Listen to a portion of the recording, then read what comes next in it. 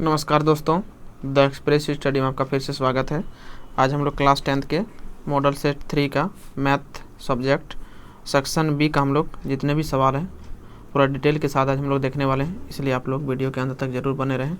और यदि आप लोग 1 से लेकर 30 नंबर तक का सवाल अगर नहीं देखें हैं, ऑब्जेक्टिव क्वेश्चन का अगर नहीं देखें वीडियो, तो आप लोग उसको जाकर के चैनल पर जाकर देख सकते हैं।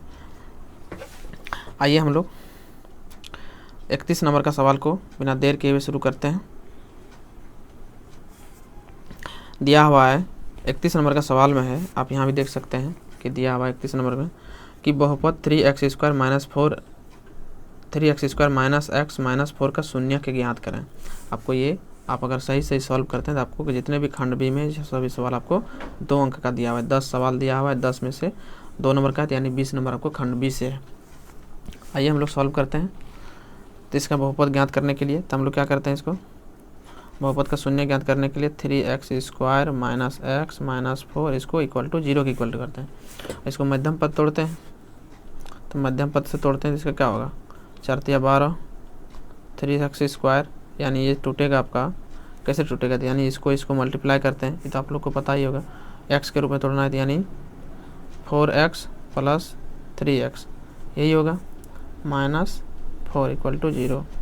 तो ये आपका हो जाएगा, कॉमन दोनों से आएगा, x आएगा तो यहाँ बचेगा 3x माइनस 4, यहाँ पर प्लस 1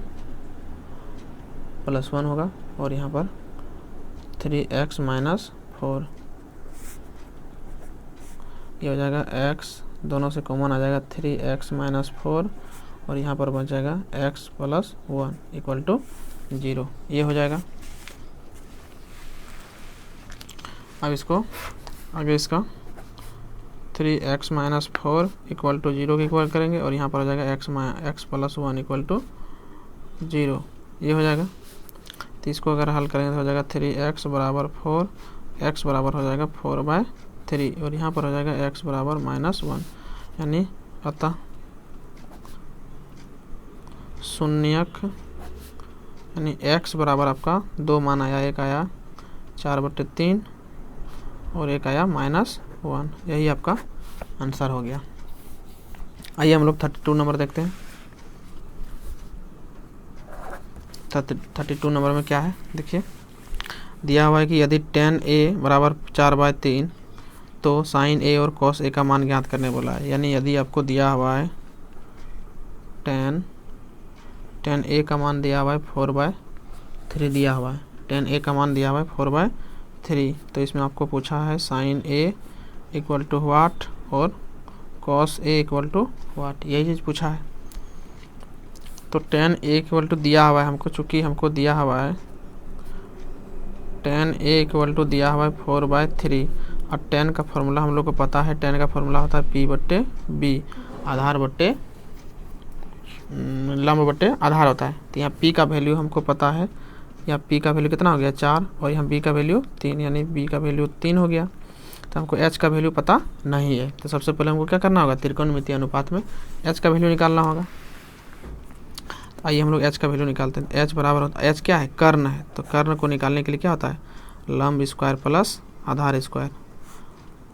तो P का स्क्वायर यानी 4 का स्क्वायर प्लस 3 तिया 4 चौके 16 प्लस 9, यानी 9 6 15 25 हो गया, और 25 का वर्गमूल 5, यानी H का वैल्यू कितना निकल गया, 5 निकल गया। अब हमको क्या बोला है, साइन बोला है, साइन A बोला है, तो हम यहाँ लिखेंगे साइन A इक्वल टू, तो साइन A बराबर क्या होता है, P/H होता है।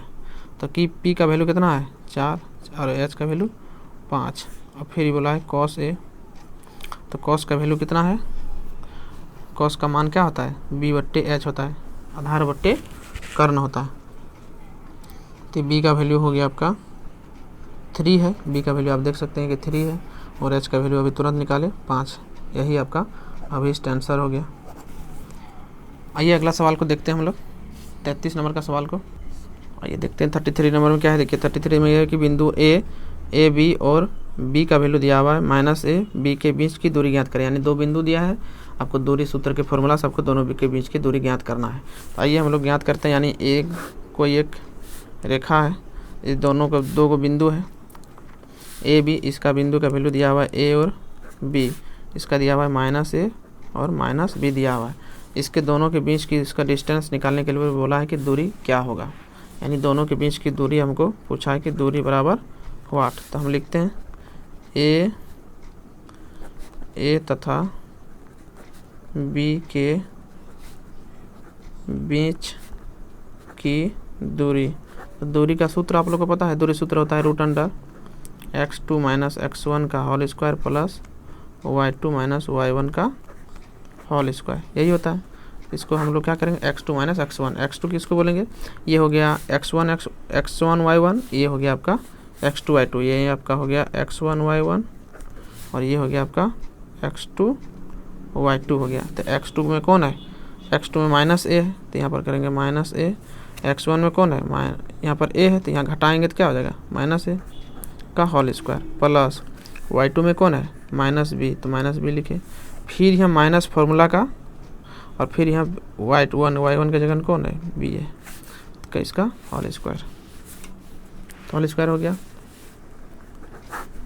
अब देखिए माइनस a और -b तो हो जाएगा -2a का होल स्क्वायर और यहाँ पर भी हो जाएगा -2b का होल स्क्वायर। तो यहाँ पर जब इसको होल स्क्वायर में तोड़ेंगे तो हो जाएगा 2 दूना 4 a स्क्वायर प्लस यहाँ भी हो जाएगा 4b स्क्वायर, ये प्लस माइनस माइनस प्लस हो जाएगा।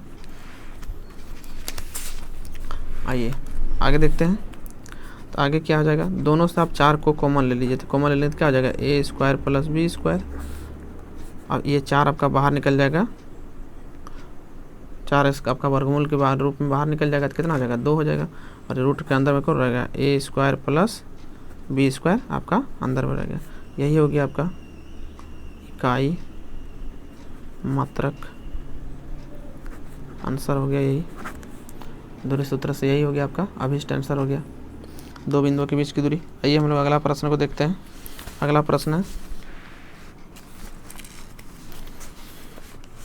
प्रश्न देख सकते हैं कि 34 नंबर में दिया हुआ है, यदि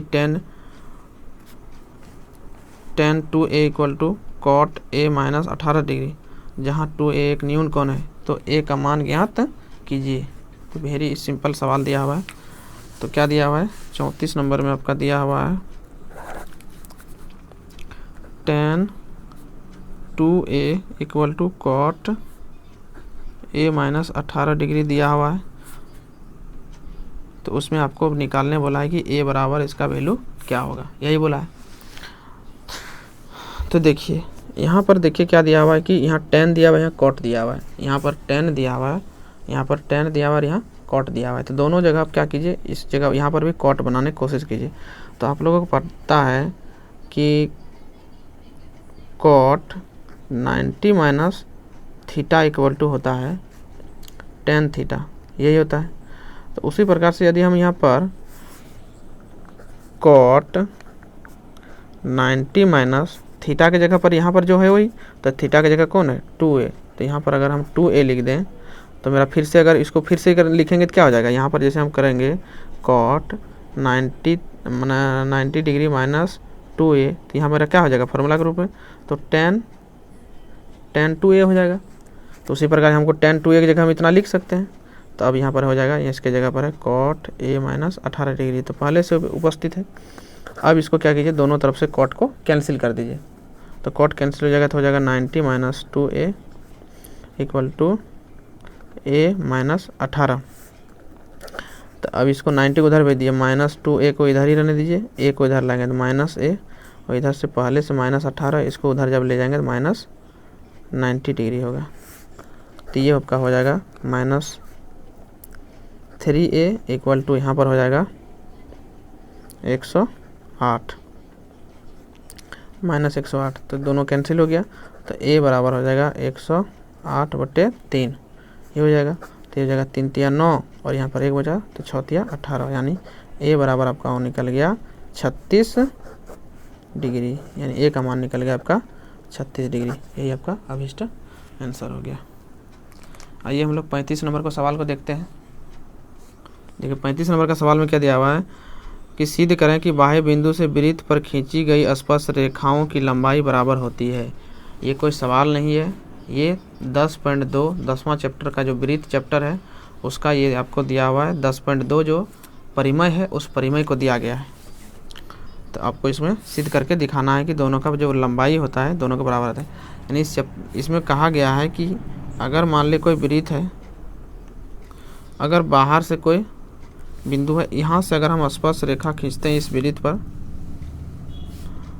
तो इस परिमेय कह रहा है कि आप सिद्ध करके दिखाइए कि ये दोनों, अगर मान लेते हैं इसका नाम अगर P देते हैं और इसका Q और इसको अगर हम R बोल देते हैं, तो अगर आप सिद्ध करके दिखाइए कि दोनों PQ और PR दोनों स्पर्श रेखा, ये क्या है स्पर्श रेखा है, ये दोनों आपस में बराबर होता है। ये सिद्ध करके आपको दिखाना है। तो ये केंद्र है, तो इसको सिद्ध करने के लिए हम क्या करेंगे, इसको P यहाँ पर मान लेते हैं, इस केंद्र को O बोल देते हैं, इसको यहाँ से हम रचना कर लेते हैं, यहाँ पर भी इसको यहाँ से मिला देते हैं त्रिज्या को, ये भी इसको यहाँ पर त्रिज्या को खींच देते हैं।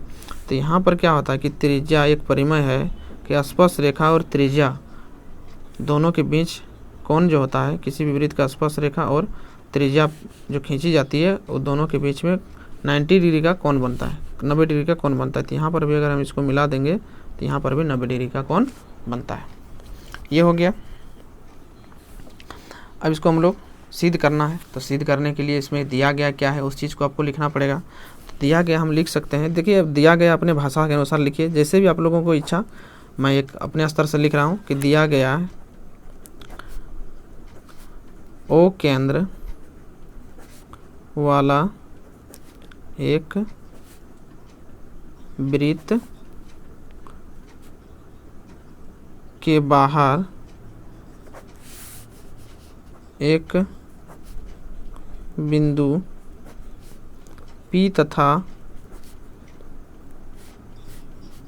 P से वृत्त पर दो स्पर्श रेखाएं PQ, दो स्पर्श रेखा, यहाँ से एक PQ और यहाँ पर एक PR, PQ PR दी है। तो इसमें क्या करना है, हमको सिद्ध करना है। क्या हमें सिद्ध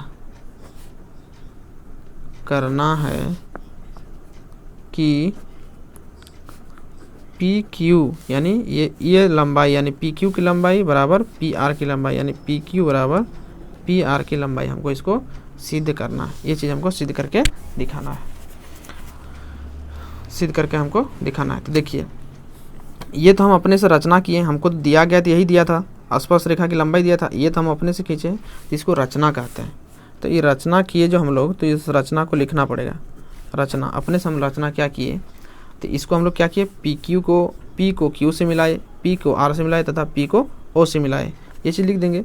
अथवा इधर से बोलेंगे तो OQ OR OP मिलाइए, लिखेंगे OP OQ तथा OR से मिलाया, फुल स्टॉप। अब हम लोग क्या करेंगे, इस दोनों त्रिभुज में ये दोनों त्रिभुज और ये दोनों त्रिभुज को तुलना करेंगे और ये दोनों भुजा जो है PQ और PR को बराबर दिखा देंगे सर्वांग समता के द्वारा। तो आइए हम लोग दोनों त्रिभुज को लेते हैं। तो इस त्रिभुज का नाम हो जाएगा OPQ और ये इसका हो जाएगा OPR हो जाएगा। आप किसी भी तरह से नाम ले सकते हैं। ये ऊपर वाला त्रिभुज का हो जाएगा OPQ और नीचे वाला त्रिभुज क्या हो जाएगा OPR। चलिए लेते हैं।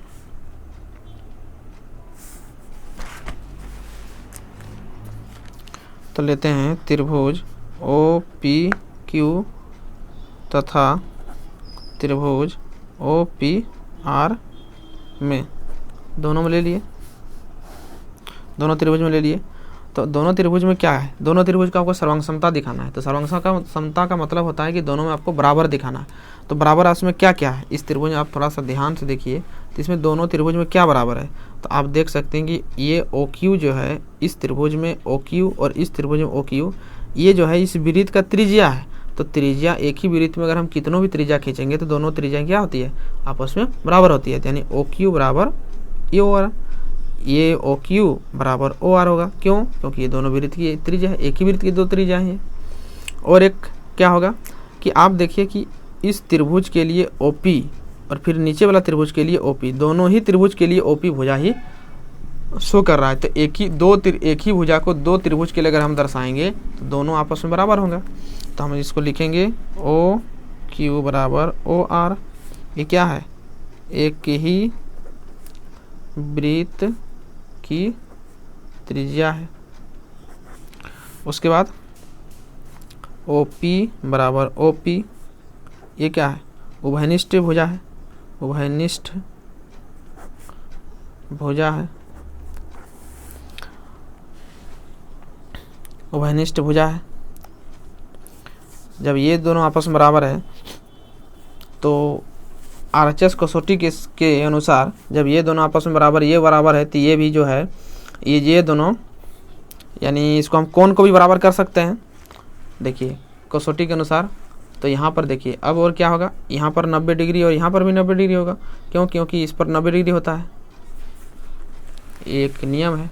तो हम लिख सकते हैं कि कोण Q बराबर कोण R। तो ये हो जाएगा आपका क्या, कैसे, प्रत्येक 90 डिग्री, प्रत्येक 90 डिग्री, दोनों 90 डिग्री है।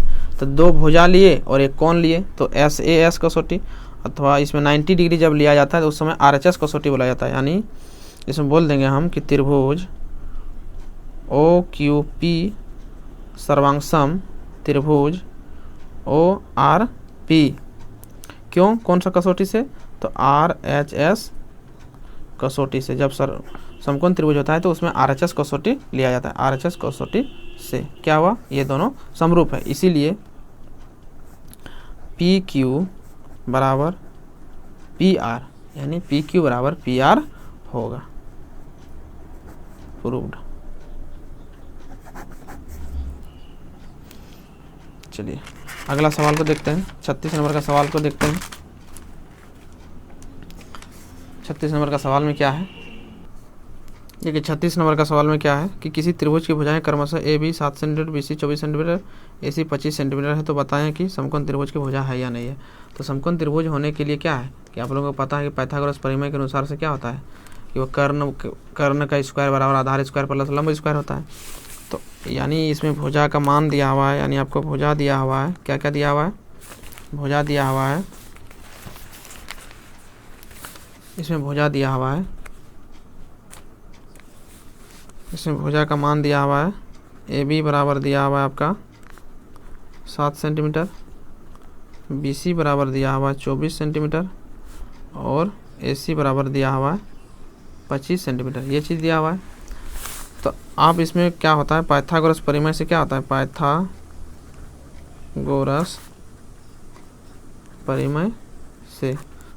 प्रमेय से होता है कर्ण स्क्वायर बराबर आधार स्क्वायर प्लस लंब स्क्वायर। इसमें कर्ण किसको बोलते हैं, किसी भी समकोण त्रिभुज में कर्ण किसी क्या होती है, कर्ण जो होती है किसी भी त्रिभुज की सबसे लंबी भुजा होती है, यही होती है।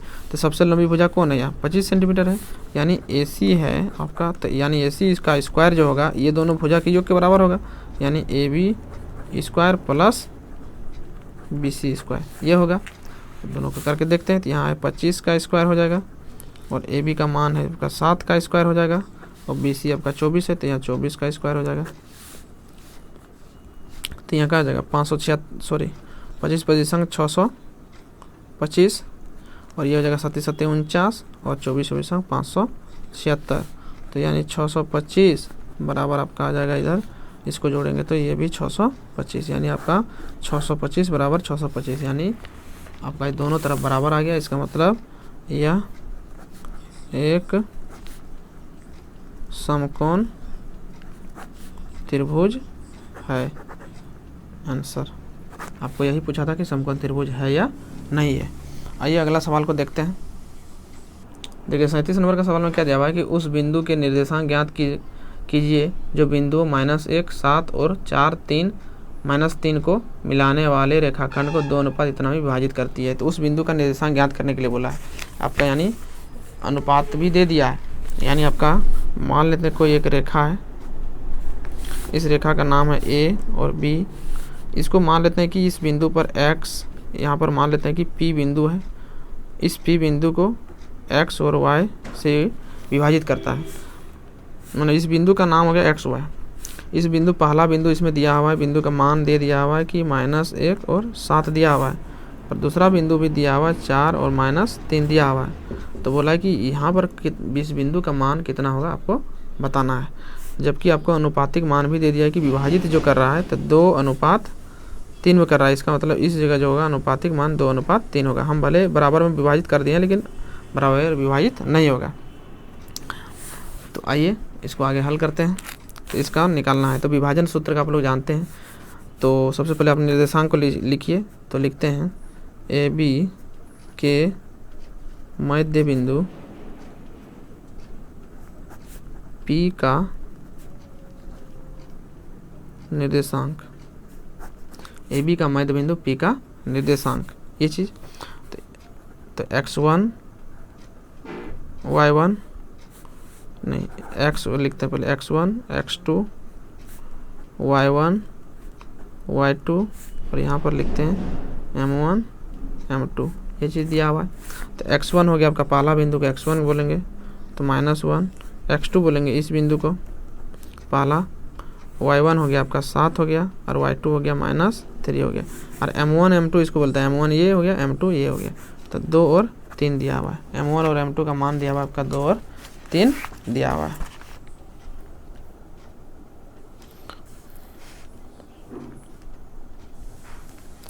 तो आइए हम लोग विभाजन सूत्र से जानते हैं कि विभाजन सूत्र जो होता है, विभाजन सूत्र से, तो विभाजन सूत्र क्या होता है आप लोगों को पता होगा विभाजन सूत्र, और नहीं जान रहे तो आप लोग देखिए। विभाजन सूत्र क्या होता है कि x बराबर होता है विभाजन सूत्र m1 x2 plus m2 x1 बट्टे m1 प्लस m2। और अगर इधर हम y को लिखते हैं तो y बराबर होता है m1 y2 plus m2 y1 बट्टे m1 प्लस m2, ये चीज़ होता है। तो आइए, तो m1 का वैल्यू कितना है, m1 इसमें देखिए आप, यहाँ पर 2 दिया हुआ है तो 2 लिखेंगे। m1 का मान, x2 का मान कितना है, तो x2 का मान आपका ध्यान से, इसमें देखिए बहुत डाउट होता है, गलती हो जाता है बहुतों का, इसलिए आप लोग ध्यान से थोड़ा सा इसका मान को पुट कीजिएगा। तो x1 का मान कितना है, सॉरी x2 का मान 4 है, प्लस m2 का मान कितना है 3 है, x1 का मान कितना है -1 है, और m1 का मान 2 और m2 का मान 3 है। चलिए इसको हल करते हैं। तो यह हो जाएगा 4 दूना 8 और यहाँ -3 और यहाँ हो जाएगा 3 2 5। तो यहाँ पर जब घटेगा तो कितना हो जाएगा 5/5, यानी फाइनली आपका कितना आया 1, यानी x का वैल्यू आपका आया 1 आया। अब इसको हल करते हैं। तो m1 का वैल्यू है आपका 2 है, y2 का वैल्यू कितना है, तो y2 का वैल्यू आप यहाँ देख सकते हैं -3 है, तो -3 प्लस m2 का वैल्यू कितना है, m2 का वैल्यू यहाँ पर है तो 3 है, y1 का वैल्यू कितना है, तो y1 का वैल्यू यहाँ 7 है, 7 लिख दिए, और m1 का वैल्यू 2 और इसका m2 का वैल्यू 3। तो हो जाएगा -6 और यहाँ 7 दिया 21, 3 दूना 3 2 5, तो ये आपका हो जाएगा 21 में ये जाएगा तो हो जाएगा 15/5, यानी 5 दिया 15, यानी ये आपका y का मान आ गया 3, y का मान आपका आ गया 3। अगर देखा जाए तो ये बिंदु आपका क्या हो गया अभिष्ट बिंदु, यानी उस बिंदु को ही निकालने बोला था, अभिष्ट बिंदु आपका बिंदु जो था P था, एक्स वाई क्या हो गया, एक्स वाई का मान कितना निकला, x का मान 1 और y का मान 3, तो यही हो गया आपका अभिष्ट बिंदु 1 3 हो गया। आइए 38 नंबर का सवाल को देखते हैं। 38 नंबर में दिया हुआ है कि यदि एक वृत्त की परिमाप और क्षेत्रफल संख्यात्मक रूप से बराबर है तो उस वृत्त का त्रिज्या क्या होगा। यानी कहा गया है कि अगर कोई वृत्त है, अगर मान ले कोई वृत्त है तो बोला है उसका अगर परिमाप निकालेंगे और उसका परिमाप निकालेंगे और उसका क्षेत्रफल यदि निकालेंगे तो दोनों का सेम आएगा। संख्यात्मक रूप से दोनों का मान बराबर है, इसका मतलब वृत्त का परिमाप बराबर हो रहा है वृत्त का क्षेत्रफल है, वृत्त का परिमाप बराबर वृत्त का क्षेत्रफल। तो परिमाप है 2πr और इसका परिमाप का वृत्त का क्षेत्रफल क्या होता है πr r²। मान लिया कि ये आर है आपका, त्रिज्या इसका आर है, तो अब देखिए ये पाई पाई कैंसिल हो गया।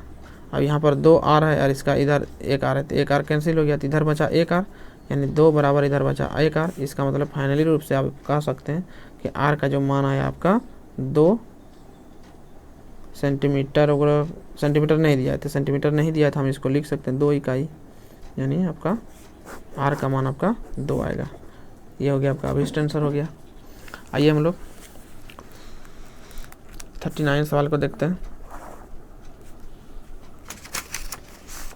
39 सवाल में क्या दिया हुआ है, देखिए कि AP में A बराबर 5, D बराबर 3, तो AN बराबर 50 है, तो N का मान ज्ञात करने के लिए बोला है।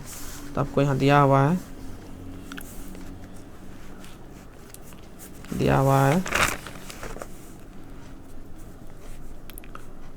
A का मान दिया हुआ है 5, और D का मान दिया हुआ है 3, और AN का मान दिया हुआ है 50। तो आपको निकालने के लिए बोला है AN बराबर वाट, ये चीज़ बोला है।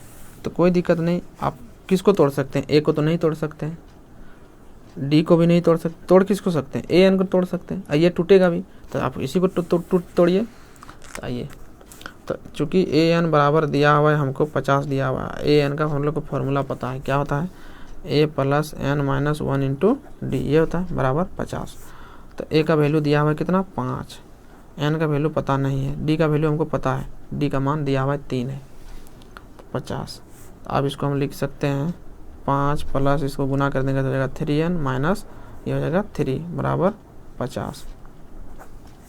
तो ये हो जाएगा कितना, इसमें 5 में 3 घट जाएगा, तो 5 में 3 घट जाएगा तो कितना हो जाएगा 3N, और ये 2 बच जाएगा प्लस 2 बराबर 50। तो यानी 3N = हो जाएगा आपका 3N = हो जाएगा, ये उधर जाएगा तो कितना हो जाएगा 48 बचेगा। तो इसीलिए N बराबर करेंगे तो क्या हो जाएगा 48/3, तो ये हो जाएगा 16 × 48, यानी N का मान जो आएगा आपका 16 आएगा। यही पूछा था आपका, N का मान ज्ञात करने के लिए बोला था, तो N का मान आपका आ गया 16। आइए हम लोग 40वां नंबर सवाल देखते हैं। ये ग्रुप बी का ये लास्ट क्वेश्चन है, 40 नंबर का सवाल है। देखिए क्या लिखा हुआ है कि सविता और हमीदा 2 मित्र हैं, इसकी क्या प्रायिकता है कि दोनों उसके बाद नंबर दे दिया है कि 1 नंबर में बोला है कि के जन्म भिन्न भिन्न हो, और फिर दिया दूसरा का दोनों का जन्मदिन एक ही हो, लीप ईयर्स को छोड़ करके। तो देखिए इसमें बोला है कि सबसे पहला नंबर में बोला है कि दोनों का जन्मदिन जो है एक ही दिन होगा, नहीं इसमें बोला है फर्स्ट नंबर बोला है कि जन्मदिन जो होगा दोनों का भिन्न भिन्न होगा, दोनों का जन्मदिन। तो हम मान लेते हैं, देखिए माना कि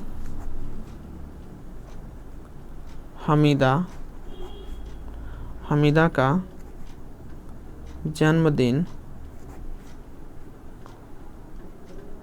सविता के जन्मदिन से भिन्न है, तो उसके